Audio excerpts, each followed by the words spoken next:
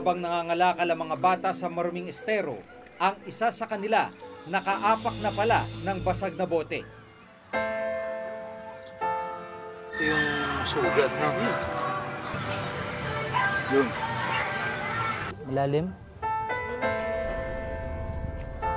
Talagang pag ganyan, di na kayo nagchichinelas. Bakit? Hirap. Mahirap gumalaw, no?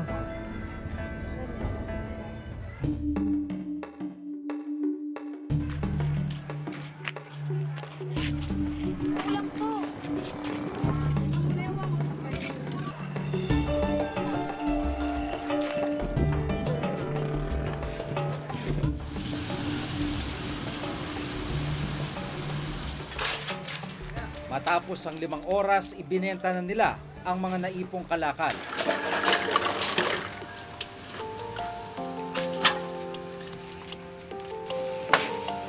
Kano? 12. Tingnan mo magkano kay tatlo? Ipo 4. Tata.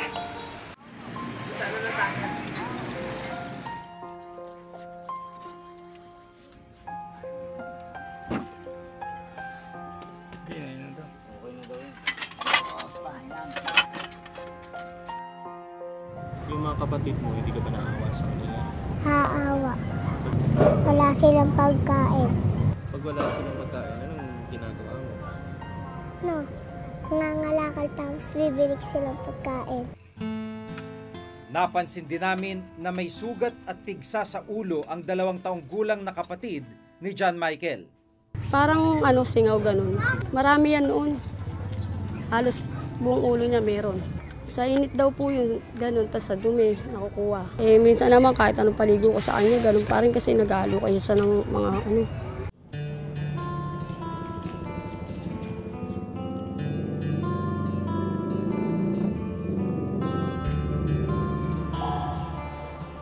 Para malunasan ang mga sugat ni Joshua, Rosario, John Michael at kanyang kapatid, dinala namin sila sa pagamutan. Hindi siya nilalagnat? Hindi naman po. Ha? Hindi naman po. Ilang taon na siya? 2 po. Infection kasi yun. Infection sa balat na pwede maging, ang cause niyan is pwedeng bacterial. Tawag doon folliculitis kasi kung makikita mo, sugat siya doon sa may mga buhok. Parang hindi siya tama sa nutrisyon niya. Kasi ang batang hindi tama ang nutrisyon, mas madali siyang madatapuan ng sakit. Huwag ka nang magpaa kasi kapag nagpaa ka lalong mamamaga yan. Ngayon, dadalhin kita doon para ma-injectionan ka ng tetanus toxoid. Bakang kita, para hindi ka malipat. Puka dito.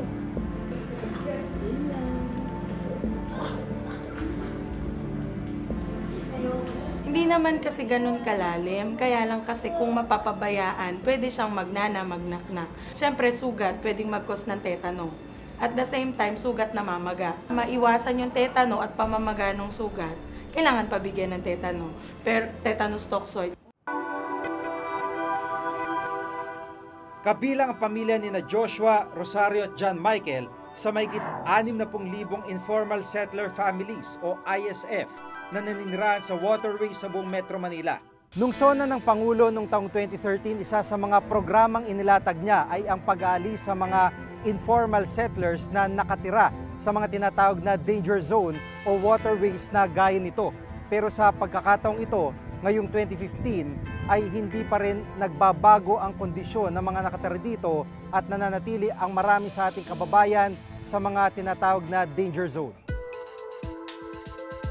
Sa bisa ng isang memorandum, inatasan ng Pangulo ang Department of Interior and Local Government na pangunahan ng relokasyon ng mga nakatira sa mga waterways dito sa Kamaynilaan noong 2013. Bahagi ito ng tinatawag na Integrated Flood Plan.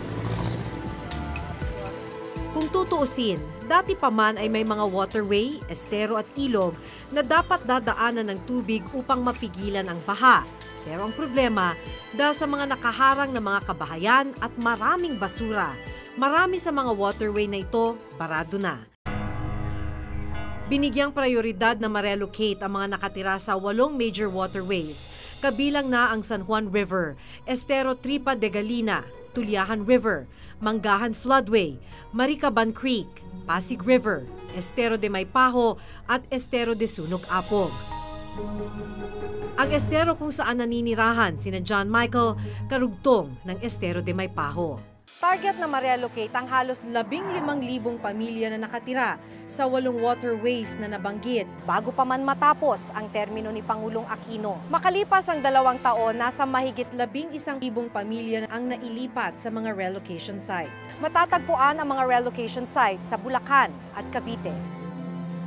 Ang tanong, sa nalalabing 10 buwan ng Pangulong Aquino sa pwesto, mailipat pa kaya ang mga pamilyang hanggang ngayon ay naninirahan at nagtitiis sa mga tagpi-tagping bahay sa gilid ng estero?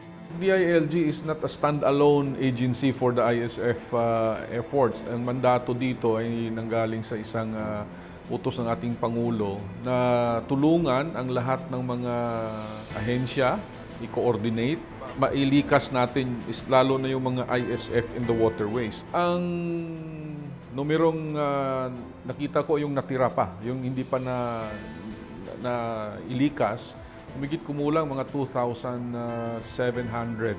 There's a very good chance that it can be delivered. May katagalan lang ang proseso kasi kailangan mo maghanap ng lupa, kailangan bilhin, kailangan patayuan ng medium-rise building. Binibilang lang nila yung malalaking lagusan lang ng tubig.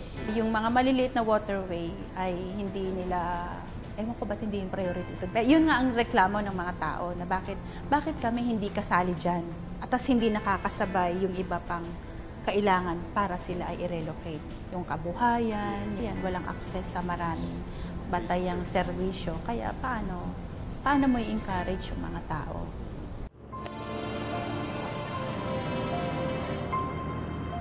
Ano ba yung iniisip mo, yung pinapangarap mo para sa mga bata?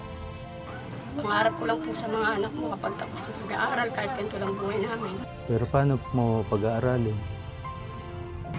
Tulong po. Lalabandera ako minsan pagka siyempre pinapagawa mga anak ko. Gusto ko lang makatapos mga anak sa pag-aaral. Contento na po ako doon kasi hindi po ako nakapagtapos.